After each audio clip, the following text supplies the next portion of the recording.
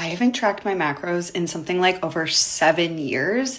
And I just tracked my macros for the first time again. And I learned a lot. Things that I knew about my diet before I even got into macro tracking is one, I always maintained some kind of well-spaced, well-balanced meals that were always protein forward. I knew that I needed higher protein needs for muscle growth and muscle maintenance.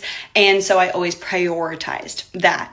I also knew that I wanted to have adequate fats for hormone health. And I also knew that I needed a significant amount of carbohydrates for fuel. Now, with that said, I've just gotten in a routine with eating quasi the same way year over year, especially after I got out of hand portion tracking for a while. And I just knew I was in a routine. So I thought things were great. And here's what I've learned. Apparently, I'm doing a great job with my protein intake. In fact, I'm probably doing a little bit too good of a job with my protein intake because it's quite high.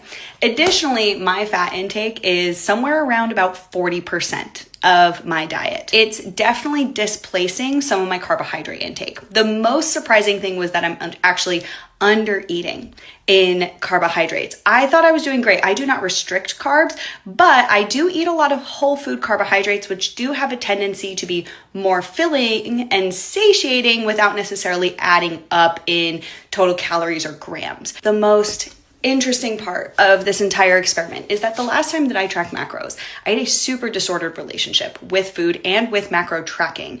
And so to come back to it about 7 years later, I mean, there's periods of time where I was extremely resistant to tracking again, and I thought I would never ever do it again.